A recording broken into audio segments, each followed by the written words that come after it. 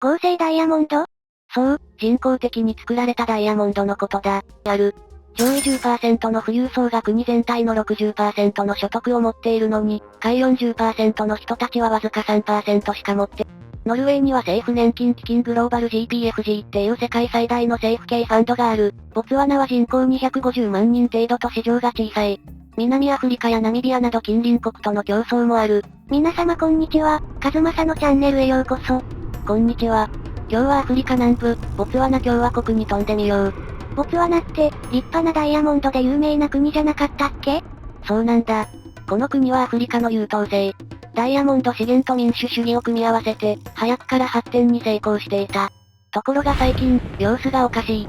政治と経済の両面で暗雲が立ち込めている。どうしてなの？わかりやすく説明して。了解した。それじゃ、ゆっくりしていってね。ねえねえ、ボツワナって1966年の独立当時は、世界でも最貧国の一つだったんでしょ？それが今では中所得国になってるって聞いたけど、本当なの？そうなんだぜ。ボツワナは1966年にイギリスから独立した時、ほとんど何もない国だった。だけど、その後の経済政策と民主主義の安定によって、ものすごく発展したんだ。このあたりは説明している動画やサイトが多いから、ぜひ参考にしてくれ。成功のポイントは何だったの？ダイヤモンドの管理だ。ボツワナは世界有数のダイヤモンド産出国なんだ。ダイヤモンド？でもそれって資源の呪いってやつに当てはまるんじゃないの？資源が豊富な国って、逆に経済がうまくいかなくなることが多いって聞いたけど。いいところに気づいたな。今日のメインテーマはその資源の呪いだ。こいつを抑え込んだはずのボツワナが、現代になってまた悩まされている。別名豊富のパラドックスとも言う。こいつが難物だ。なんで？そもそもなんで資源があるのに、豊かになれないの？第一章で、そこを解明していこう。主に経済と政治の二つの側面で説明ができる。まず経済面から教えて。第一にオランダ病っていうのがある。天然資源を輸出すると、その国の通貨が強くなりすぎて、他の輸出産業が打撃を受けるんだ。例えば、ボツワナはダイヤモンドを輸出していた外貨でプラっていう自国通貨の価値が高くなった。でも、それによって他の輸出産業、特に製造業とか農業が競争力を失ってしまったんだぜ。もう少しわかりやすく説明して。了解だぜ。例えば、ボツワナはダイヤモンドが国の輸出収入の80%以上を占めている。つまり、国にたっぷり外貨があるんだ。そうか。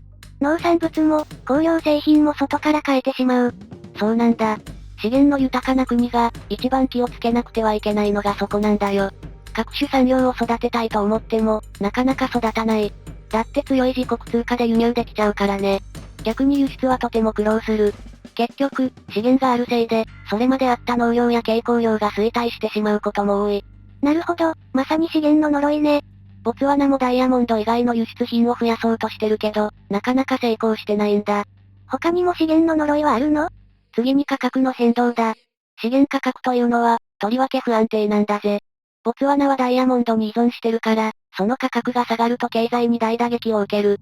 例えば、2008年の金融危機の時、ダイヤモンドの価格が30%も落ちてしまった。それでボツワナの GDP は 7.7% も縮小している。そんなに、たった一つの資源に依存しすぎると、世界経済の変動に振り回されるってことね。そういうことなんだぜ。最後に、人的資本の不足もある。資源があると政府は教育や技術開発に投資しなくなることが多い。だって、資源産業はそんなに高度な技術を必要としないことが多いからな。でも、ボツワナって教育に力を入れてるんじゃないの？確かにボツワナは比較的教育に投資してきた方だ。でも、まだまだ人材育成の面で課題が多いんだぜ。特にダイヤモンド産業以外の分野では、専門的なスキルを持つ人が少ないんだ。オランダ病、価格の変動、人的資本の不足、この3つが資源の呪いの経済面だね。次に政治の話をしよう。政治面では経済的利益の独占、つまりレントシーキングが起こりやすいんだぜ。資源から得られる利益が大きいと、政治家や権力者は新しいビジネスを生み出すよりも、既存の富を独占することに注力しがちになる。それって要するに汚職が増えるってこと？そうだ。資源が豊富な国では、政府が資源収入だけで運営できるから、国民に税金を課さなくても済むことがある。そうすると、政治家は国民に説明責任を果たさなくなるんだ。これを税と代表制の関係と言うんだぜ。税金を取られないなら、国民は楽でいいんじゃないの？そう思うよな。税金の少ない国なんて素晴らしい。ところがよく考える必要がある。政府が国民から税を取ると、国民はその税金がどう使われているか気にするし、政府に説明責任を求める。でも、資源収入で運営できる国では、そのプレッシャーがなくなる。結果的に、どうしても民主主義が弱くなりやすい。具体的な事例はあるの？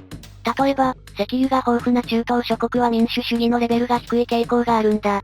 データによると、石油が豊富な中東諸国の民主主義指数は平均 2.5 なんだぜ。でも、同じ地域でも石油がない国の平均は 5.7、さらに資源が少ない東アジアの国々は 7.2 もある。これは明らかに資源の影響が出ている証拠なんだぜ。でも、ボツワナはダイヤモンドがあるのに、比較的民主主義がうまくいってるんでしょ？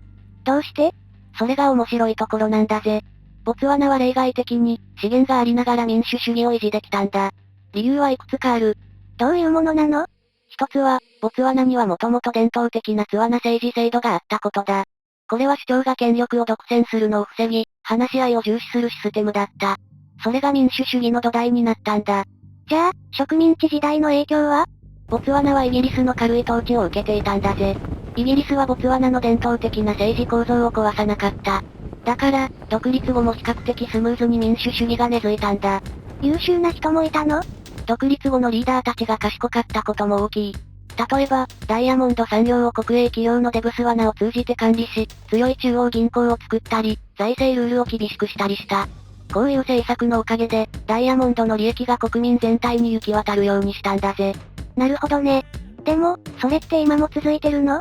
実は最近、その制度が揺らぎ始めてるんだ。ボツワナも資源の呪いの影響を受けるリスクが高まっている。民主主義や制度が少しずつ弱体化してるんだぜ。怖いね。資源に依存する限り、資源の呪いは常に警戒しなくちゃいけないのね。資源依存経済の難しさだ。政治にもじわじわと影響が広がる。自称ではボツワナ経済の現状を、もう少し詳しく見てみよう。ねえねえ、ボツワナの経済が危ないって聞いたんだけど、本当なの？そうなんだぜ。ボツワナは今までダイヤモンド産業のおかげで経済が発展してきた。でも、その依存度が高すぎて、将来のリスクが大きくなってるんだ。どのくらいダイヤモンドに頼ってるの？まず、ボツワナの輸出収入の 88% がダイヤモンドに依存している。そして、GDP の 25% は工業が占めているんだ。さらに、政府の歳入もダイヤモンド収益のシェアが大きい。つまり、国の経済全体がダイヤモンド頼みなんだぜ。そんなに？でも、それだけ稼げてるなら問題ないんじゃないの？そう思うかもしれないけど、問題は今後の見通しだ。2023年の時点で、ダイヤモンド生産量は減少傾向にある。2030年までに生産量が 50% 減ると予測されてるんだぜ。半分も減るの？どうして？資源には限りがあるし、新しい交渉を見つけるのが難しくなってる。それに、合成ダイヤモンドの市場が拡大していて、天然ダイヤモンドの需要が落ちてきているんだぜ。合成ダイヤモンド？そう、人工的に作られたダイヤモンドのことだ。技術が進んで、天然のものとほとんど区別がつかなくなってきた。その上、価格も安い。消費者の間では環境への配慮から合成ダイヤモンドを選ぶ人も増えてるんだ。確かに、それなら天然ダイヤモンドの価格も下がっていくよね。ダイヤモンド以外の産業は育ててないの？何度も試みたんだ。でも、うまくいってないんだぜ。どうして？例えばビジョン2016っていう経済開発計画を1997年に立てたんだけど、達成できた多様化の目標は 30% だけだった。最近の国家開発計画11でも、製造量を成長させるつもりが逆に縮小してしまった。むしろ悪化してるの？そうなんだ。政府が推進した経済多角化推進計画 EDD も、期待したほど新しい産業を生み出せなかった。何が問題なの？まずは第一章で取り上げた資源の呪いだ。これが製造量の足を引っ張っている。次に、ボツワナは内陸国だから輸送コストが高い。海に面してないから貿易が不利なんだが、海洋国にはないコストがのしかかっている。なるほど、内陸国というテーマも重なっているね。それに、人口が250万人規模だから、国内市場が小さすぎて、製造量が成長しにくい。確かに、産業が発展するには人口が少なすぎる。もう少し国内市場の規模が欲しいのね。最後に、教育と労働のテーマだ。スキルが少なくても稼げる資源産業で潤ってきた。そこで義務教育を充実させても、新しい産業のためのスキルを育てるまで時間がかかる。スキルがないと、ますます新産業が成功しにくい。悪循環ね。具体的な事例はあるの？自動車組み立て工場を作ったけど、5年以内に閉鎖された。ダイヤモンドの加工産業も期待されたけど、付加価値をあまり生み出せなかった。また、金融サービス業を発展させようとしたけど、海外からの投資がほとんど集まらなかったんだぜ。じゃあ、ボツワナの人たちは今どうしてるの？失業率とか大丈夫なの？実は、それが一番深刻な問題なんだ。2023年の時点で、全体の失業率は 24.7%。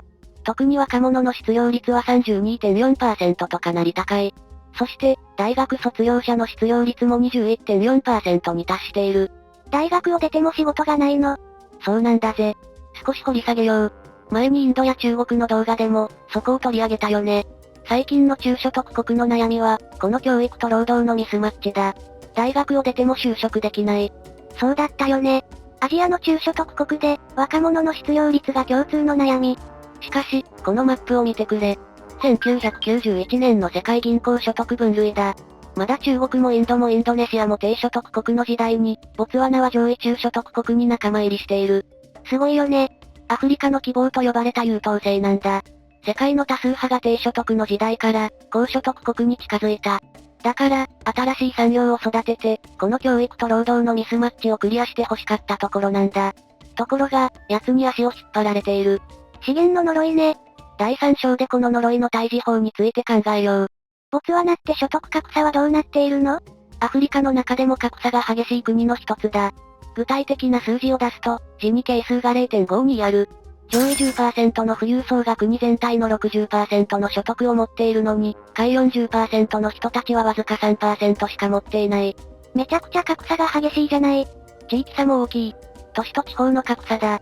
都市の貧困率は 19% だけど、農村部の貧困率は 45% に達してるという報告がある。結局、人々が都市に移動して、インフラ整備が遅れる。インフラの需要が弱まってしまうんだ。政治状態も不安定になってるの？その通り。自慢の民主主義について、質の低下が指摘されている。例えば、世界銀行のガバナンス指標によると、法の支配ルールオブローや汚職の抑制コントロールオブコラプションの項目でランキングが下がってきている。さらに、政府の権限が強まりすぎて、国会の監視機能が弱まってるという報告もある。ダイヤモンド業界の汚職疑惑も増えているし、報道自由指数のランキングも下がっている。ボツワナって民主的な国だと思ってたけど、だんだん危なくなってるのね。そんな中、ついにボツワナで政権交代が起きた。この国は、モクウェチマシシ大統領率いるボツワナ民主党 BDP が58年間も統治してきた。58年間。すごく長いね。それだけ政治経済両面で優等生だったのだ。ところが、2024年10月30日に行われたボツワナの総選挙でついに政権交代が起きた。ルマギデオン・ボコ氏54歳が率いる野党民主改革のためのアンブレラ UDC が圧勝した。そしてボツワナ民主党 BDP は、議席数でなんと第4党まで転落している。国民の中に不満が溜まっていたのね。経済成長の悪化と若者失業率が原因だと報じられている。しかし細かく見ていくと、政治経済両面でほころびが見える。その背後にいるのが、資源の呪いなのね。そうなんだ。ダイヤモンドで豊かになったのだが、資源依存体質からは、結局抜け出せていない。やはりこの呪いは恐ろしい。自称は、世界の資源大国が、この資源の呪いとどう向かい合っているのかを見てみよう。ねえねえ、資源国の経済について教えて。世界中にあるんだが、今日は、比較的成功している事例を3つ取り上げる。欧州ノルウェー、中東湾岸諸国、南米のチリだぜ。ノルウェーから教えて。確か石油資源が豊富なのよね。1969年の北海油田発見以来、経済を支える重要な柱になっている。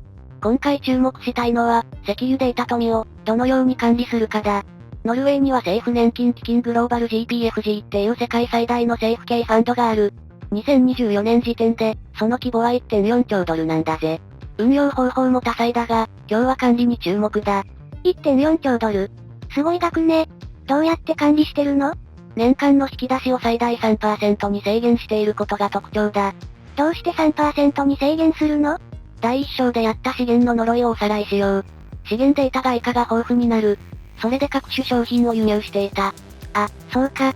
資源で得たお金をすぐに使っちゃうと、呪いにかかるのね。その通り。3% への制限はストイックに思えるが、これが国内経済に効いてくる。産業の多角化にも成功しているの？ノルウェーは石油ガス産業が GDP の約 14% を占めている。一方、早くから国内の技術教育への投資を行ってきた。再生可能エネルギー、デジタル化、持続可能な水産業、観光産業、ヘルスケアライフサイエンスなど様々だ。もともと、海運業と水産業が強い国だが、そこを活かしつつ、最新技術の取り込みには余念がない。評判が良いはずだね。細かく見れば問題も出てくるんだが、資源国の成功例だぜ。政府が管理しているの？いいポイントだ。政治的な介入を防ぐために、独立した機関が管理してるんだぜ。自由な報道もあって、市民がチェックできる体制が整ってる。わかっているんだね。そうなんだ。資源国がダメになっていくのは、政府へのチェックが甘くなるからだ。国民から税金をあまり取らなくても、政府はやっていけるからね。先にやった税と代表制の問題ね。そうなんだ。国民も政府を批判しにくくなっていく。この問題を先回りするように、政府を完全には信用せず、チェックする機能を堅持すれば、結果的に国家運営は楽になる。そうだよね。逆説的だけど、良い政府はチェック機能が効いている。日本も考えさせられるね。湾岸諸国はどんな感じなの？湾岸諸国も政府系ファンドを持っている。例えば、アブダビ投資庁の規模は8290億ドル、クウェート投資庁は7690億ドルだ。すごい金額だね。ここまではノルウェーと近いんだが、透明性が低い。権力が一部の王族に集中しているケースもある。そこの透明度の低さは影響してるの？そうなんだ。石油価格が下がると、引き出し額を増やしている。公共支出を減らしたり、国民への補助金を削ったりして、社会不安を招くことがある。引き出し額を 3% に限定というわけにはいかなくなるよね。政府系ファンドは財政の安定要因のはずなんだが、そこが崩れることがある。管理体制を堅持するのは難しい。でもさ、UAE とか産業の多角化に成功してるでしょ？そうなんだ。UAE は成功例で、ドバイは観光や金融、物流を相当発展させた。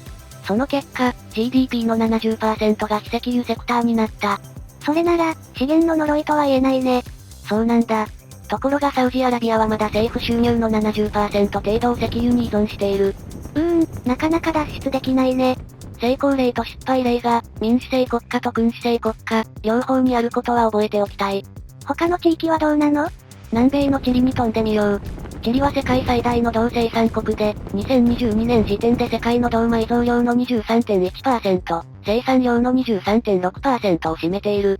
銅はチリの主要産業で、2023年で GDP の約 8.7% を占めている。政府系ファンドもあるの？銅収益を安定させるために1985年に銅安定化基金を作った。そのおかげで、農業やサービス業も発展したんだ。資源を経済発展に使えた国だ。その点では成功例の一つだ。問題はないの？この国は産業の多角化が、第一次産業で活発に発生した。農業、水産業、ワイン産業などで多角化に成功している。ところが、高付加価値産業や技術集約型産業への本格的な移行には至ってない。今後の課題が残されている。でも、ルワンダみたいにデジタル国家への移行を行ってる国もあるから、どうなるかわからないね。そうなんだ。産業移行の新形態にも注目したい。ところで、今日は成功例を取り上げたが、この資源問題はとんでもない失敗例も多い。どんな国？ベネズエラやマダガスカルは経済問題を飛び越えて、壮絶な人道危機に発展した。ナイジェリアやアンゴラも多くの問題を抱えている。資源って怖いよね。資源があることで貧しくなる人も大勢いる。ボツワナの今後が安定することを期待したい。資源というテーマはこれからも続くから、機会があればまた戻ってこよう。ねえねえ、ボツワナって今後どうなっていくの？ダイヤモンドの話をまず整理しよう。ボツワナ最大の鉱山、ジュアネング鉱山は2034年には枯渇する見込みだし、新しい鉱床の発見も限られている。2030年までに天然ダイヤモンドの供給量は相当減ると予測されている。ダイヤモンドの価格はどうなるの？合成ダイヤモンドが登場した。天然ダイヤモンドよりも 70% 安いし、品質も向上してる。それに、環境負荷が低いからエコ志向の消費者に人気なんだ。長期的には、合成ダイヤモンドの台頭で天然ダイヤモンドのシェアが減る。それってどうなるの？うまく住み分けが起きるかどうかだぜ。天然ダイヤモンドの価格が下落しているという報道が出た。しかし、世界的な高級品市場で需要が維持される可能性もある。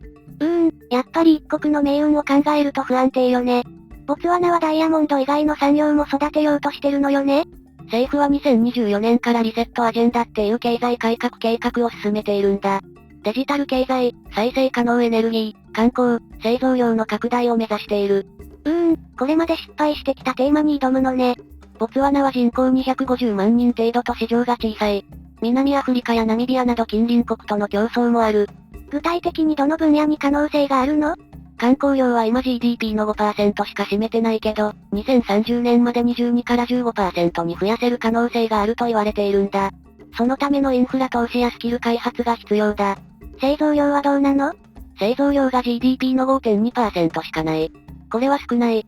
2030年まで 20% に増やす目標を立ててるけど、輸送コストや市場の小ささがネックなんだぜ。金融やデジタル産業は？金融サービスやデジタル経済も発展の可能性はある。地域の金融ハブを目指す計画もある。インフラや規制の改革ができるかなんだけどね。ボツワナの政治はどうなりそう？大統領が新しくなった。以前から民主主義がこの国の強みだ。そこを取り返せるかどうかだよ。